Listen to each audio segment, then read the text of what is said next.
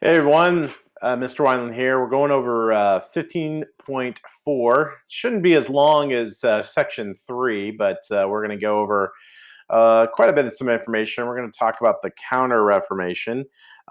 We talked a little bit about the Protestant Reformation, what that did, splitting from the Catholic Church. And now we're going to get into and how it led to different denominations. Now we're going to talk about the Catholic Church response to the Protestant Reformation. Now, a lot of this is because the dissatisfaction of the Catholic Church. The Catholic Church during this time was not very happy. Um, that the fact that others were complaining and really attacking the church. So even before Luther, some Catholics were working on certain reforms to counter reform a series of reforms. So we see that that the idea of the Protestant Reformation of trying to change the Catholic Church. This whole type of movement is working within even the Catholic Church itself. Um, we see that a lot of early reformers go to monk Guillermo Savonarola. He tried to change the church within. He didn't try to really blast the church on the outside, really expose the church per se. He wanted the church to kind of figure things out and then kind of make the changes within. We see in the 1400s he preached fiery sermons against the abuses of the church, called for the church to melt down gold, silver ornaments, buy bread for the hungry and the poor. I mean, this call for the church as being worldly, like we're thinking too much of ourselves and not of the people. That's what he was asking. But instead of really trying to attack the church, he was just kind of trying to encourage, inspire, even though it did come out of a little bit aggressive, like, hey, maybe we should burn our gold. So that's pretty crazy. Here's your answer, number 19. It's up there at the top. So the question for 19 was: the bonfire of vanities was an action that was part of what? Reforming the Catholic Church. It was an early reform of the Catholic Church. We see that Savonarola convinced people with his convictions. He convinced people to gather, take their jewelry, their trinkets, and burn them, known as the bonfire of vanities. However, Pope Alexander at first allowed this work. Eventually, excommunicated him. He felt he was getting a little too crazy, too radical. And honestly, yeah, I mean, when you're starting to use fire to basically encourage people to change, that can be a bit of an issue. Also, Pope Alexander thought Savonarola was spreading dangerous ideas in 1498. Savonarola was executed eventually in Florence, so yeesh, that's not good. We do see a new order come about called the Jesuits. Other leaders form new religious orders. Members work to reform the church. We do see that there's a lot of emphasis on the spiritualness inside and less of the worldliness outside. Most influential was the Society of Jesus, or better known as the Jesuits. Basically, the Jesuits were created from Ignatius of Loyola in 1534, and Basque nobleman, former soldier. Loyola ran the Jesuits like a military organization, really emphasizing obedience to the Lord, to the church above all. Don't put yourself above the church. Basically, he felt like the Jesuits concentrated on education as means of combating Protestant Reformation. So really working on missions, schools, and universities. Hey, the only way we're going to fight back with the Protestants is we need to work within. And in some ways that makes sense. I mean, like I said, I talked about in section 3, the worst thing you can do when there's a movement that you disagree with, to just say no. Like, no, you can't do that, because all that's going to do is just motivate them even more to go against you. So what do you want to do? You need to attack within, like really work with your members and figure out like, okay, what do we value the most? Why is this important? And just kind of work within. And that's what he does. And that ultimately does pay off. Recognizing the Council of Trent was organized, recognizing the need to redefine the doctrine of Catholic faith. Pope Paul III convinced the Council of Trent in 1545. Delegates examined Catholic practices and clarified teaching of important points. So really kind of just realizing what's important to our faith. Like, why should we continue to really push for Catholicism? And that becomes a big issue. Your answer number 21, the Council of Trent was, it's right here, um, addressed the abuses. Delegates addressed the abuses, and then reforms addressed corruption of clergy. The idea of the Council of Trent was to come in and just basically see, okay, what's going on? What are we doing in our actual churches? What are we doing with our clergy? What's going on? What's so bad about them? And finding corruption, figuring things out, and then ultimately dealing with them. They trained priests, regulating them, making sure they followed certain rules. Financial abuses were taken care of. Sale of indulgences eventually were abolished. I think the Catholic Church realized, yeah, that's not biblical. That's not okay. We need to get rid of that. We do see that they ultimately rejected Protestants' emphasis on self-discipline, individual faith. Council Trent was really sticking to that point, like, no, like the Pope, the clergy, they're important. They're the ones that should be dictating how people should figure out about their faith. They argue the church helped believers achieve salvation using mystery, magnificent ceremonies to inspire faith. And then what they're talking about with mystery is that, like, you're not going to know all the answers. Like, you can try and read the Bible and try to find everything, the answer to everything. You're not going to. It's just impossible. And if you can, please come talk to me, because you must know everything. That's not how the world works. That's not how science works. That's not how a lot of things work. Mystery is a big part of who we are as people, and mystery is good. There's not, sometimes it's bad. Yes, I mean there's certain aspects we need to solve certain things, but sometimes you don't need to solve everything. You don't need to have an answer for everything. Things just happen, and we don't have an explanation for it. And that's what the church was trying to say. Like, maybe it's a good thing that you have mystery in your life, because you're wondering, you're thinking, you're starting to wonder, what is it, what is God, or who is God, and what is he doing in my life? And that is something that the church was really trying to incorporate. Also, they were no compromise. There was no compromise. Either you're going to be a Catholic or you're going to be a Protestant. The Council of Trent basically laid down the law of fundamentalism. This is who we are, and so you're just going to have to deal with it. Bold action, great boost of Catholicism, renowned energy, confidence. The Jesuit schools expanded the scope of church. So we're seeing the Catholic Church start to grow and really change and realize, okay, yeah, we do need to make some changes. So there were certain reforms. We see this carried out to the Council of Trent by Charles Borromeo, Archbishop of Milan, built a new school for educating priests. Then you saw Francis of Sales in France worked in this area as well to turn to kind of regain the district of Savoy, which had become Calvinist, and then founded a religious teaching order for women. We see women are actually starting to be accepted in the church now. The Renaissance opened up the doors for the church to finally think of women in certain active roles. I think they realized, hey, women have a faith too. They have a strong belief in what we're teaching, and so we need to find roles for them as well. So before the Renaissance, there was very secluded covenants. By the Middle Ages, acceptable nuns for help for poor, orphan, and sick. So we start to see Italian nun Angelina Mercy began a company of Saint Ursula, dedicated to teaching girls. Jane of Chantal and Francis of Sales began visitation of the Holy Mary, trained women to be teachers. The idea was training women, getting them involved in the church in some way as nuns.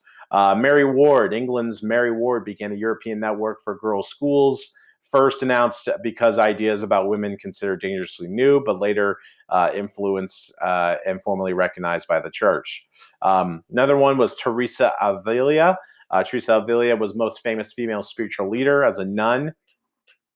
Basically decided a covenant practice too lax, followed own strict rules, and reformed the Carmelite order, deeply spiritual, visions, fevered inspiration to remain Catholic. So she got a lot of men a lot of women to really stay Catholic and really be a part of the church. So number 20, how did Teresa Avila impact the Catholic Church? It's right here again in that last point: deep spirituality, visions, fever inspired, and many and remained Catholic. So there you go.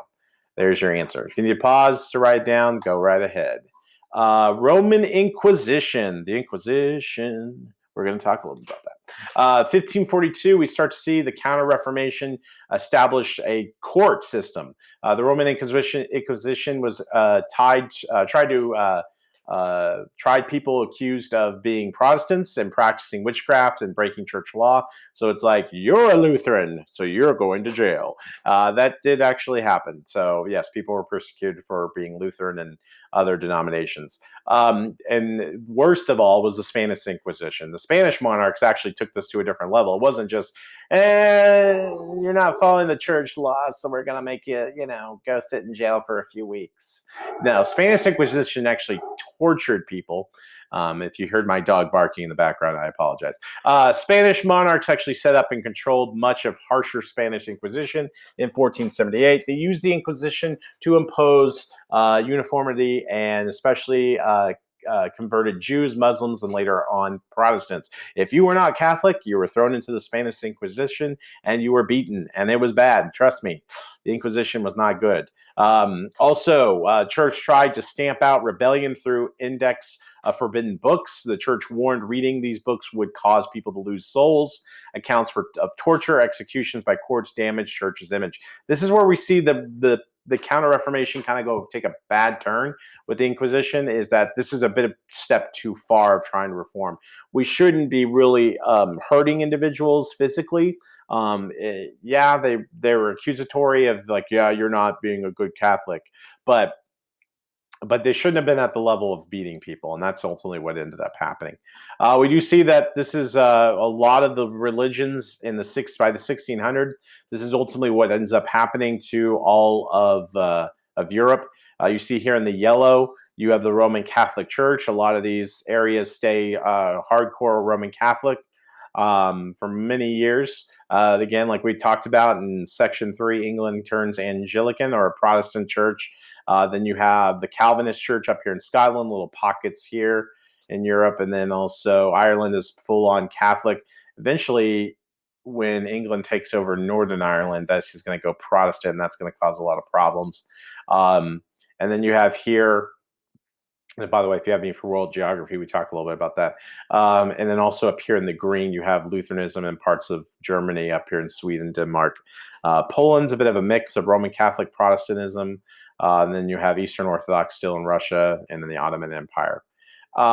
We see religious and social effects. The Counter Reformation affected the whole world because of policies of the Catholic Church, influenced governments and societies wherever the church existed. It played a part. Changes in religion. There was a renewed zeal for the Catholic faith. We start to see that a little bit more of an acceptance of Catholicism. Thanks to the work of the Jesuits, they helped influence a little bit more that would soften harsh colonial rule in North America. Elsewhere, Protestants broke away from the Catholic Church, split into many factions. We see different new factions also occur. Religious turmoil did increase with Catholics persecuting non-Catholics, non-Catholics persecuting other Catholics. This did cause some war, especially in Ireland. Conflict and turmoil, rifts would open up. In various Protestant churches, like Martin Luther followers denounced radical ideas, Anabaptists, Zwingli's followers. Calvinists disapproved of the Lutherans. Martin Luther's thesis opened up the door to religious freedom, though. And this is the good and the bad of what Martin Luther did, because he did open up the opportunity for the people to think for themselves and to have their own beliefs within the Christian faith, to own their religion. I wouldn't say their own beliefs, but to own their faith. And the Catholic Church was kind of dictating it, and he allowed them the opportunity for the people to own it. But the problem is that with that religious freedom, it came with a cost, and unfortunately, there was conflict and turmoil because people are going to argue, "Mine's better." No, mine's better, and that causes issues. But the one thing, though, that Protestants and Catholics did agree with is that they viewed Jews and Muslims as heretics. That is your answer to number 18. Although the Catholics viewed Jews and Muslims as heretics, what about the Protestants? They did as well. So there you go, number 18. They too viewed Jews and Muslims as heretics. Jews in 1492, Muslims in 1500 forced to convert to Catholicism or leave Spain. That's what the Spanish Inquisition was for. Some places Jews were forced to live in ghettos, walled in, gates closed. Jews had converted, were members of the educated elite, stayed in Spain. So either you chose to be Jewish or you were forced to convert, or you could lose your life. And sadly, that was difficult. And we're going to see this play out many years after this, even up into the time of World War II, where Jews were persecuted. Very sad. We do see witchcraft was definitely shut down. Many Europeans feared witches roamed the land, killing children and cattle. Fears increased to the poorest of poor. A lot of superstition back then. Other hardships, fears inspired hysteria, ultimately accusing people of wrongdoing. Penalties led to death. Many innocent victims were executed, especially women. A lot of women were accused of being witches, and very sadly. So majority of executions between 1580 and 1660, thousands, mostly women and poor, were killed. Very, very sad. Number 17, by the way, is Protestant Reformation right there. The rising of national identity did occur, though, during this time. And a lot of the Protestant Reformation has more to do with that than the Catholic Reformation or the. So we see that Protestant Reformation encouraged formation of independent states and nations. Rulers and merchants both wanted church less involved with their business and their power. So we see political power started to separate from the church, and the nations and churches still often aligned with one another. They still, I mean, it's not like the church wasn't a part of the state. It just was more and more separated. Like, okay, yeah, we'll advise, take your advice, but you take that elsewhere, and that's going to happen as we move further with politics in the future. We do see, though, that with a lot of this. Of these concerns with religion, it's going to lead to war. In 1494, King Charles VIII of France invaded Italy, began a series of war with France and Spain, vying control of the Italian peninsula. The Italian wars, during the wars, controlled Italy, bounced between France and Spain. England became involved, eventually culminated in the sack of Rome. Holy Roman Emperor Charles V in 1527. The significance of this is expanded Italian Renaissance throughout Europe, so that's a good thing. More ideas were spread. Troops brought home ideas that they were exposed to in Italy. So it's like, hey, there's this new thing down there. Let me show you. And Italian artists fled north, which we talked a little bit about that in section 2. New ideas and unrest and new ideas circulated, growing population. Peasants unhappy with high taxes, lack of power. Reformation preachers gave back the idea of freedom. So this inspired the poor to step up and say something, which leading in 1524, the Peasant War. German peasants stormed castles, monasteries, rebellion known as the Peasant War. Nobles harshly suppressed the uprising. We see that Luther's reaction. He accused of beginning the unrest, but Martin Luther denounced it. Luther's refusal to side with the peasants prevented Reformation from spilling over into social revolution, and that encouraged social equality. I think what Luther was trying to say is, look, yes, I'm on your side, but I'm not going to advocate, violence. And Charles V, Holy Roman Emperor, was determined to turn back the tide of Protestantism. In 1546, he had a war with the Lutherans within Germany.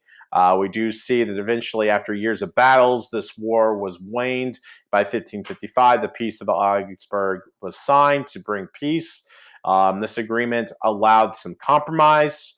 However, though Charles did not attend, the agreement did allow each prince within Germany to choose a religion suspects would practice. So this allowed a little bit more religious freedom. Some seeds were set or were harvested or planted. I guess seeds were planted. You plant seeds, you don't harvest them until they grow. Anyway, only choices for religion were Catholicism and Lutheranism, though, in Germany. So they only had two choices after this, with this agreement that they came up with this compromise. So basically, you could only choose Lutheranism or Catholicism. Subject had no say in the choice. Still, seeds of religious freedom were planted here and eventually were growing. We see conflicts between religions.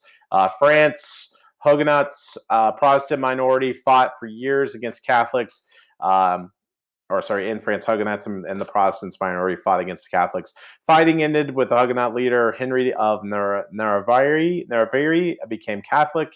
His conversion led to political stability by encouraging Catholics to accept him as a king. In 1598, Henry's Edict of Nantes granted religious freedom to the Protestants. So we do see that the Counter Reformation opened up the door for a lot of things and opened a lot of changes. The Renaissance, we saw a lot of new rulers who changed things. We saw a lot of new thinkers, philosophers, church leaders who changed the way of how we think and act. And eventually, from about the mid 1300s all the way into 1593, we start to see a growth of education. We start to see a change in ideas, the economy, and it ultimately is going to allow Europe to grow into an amazing power. All right, that's going to do it. We are done with chapter 15. I hope you enjoyed it. We only have one more chapter. Woo, one more chapter. I hope you're excited. I'm excited. I got some more chapters or sections to go over with.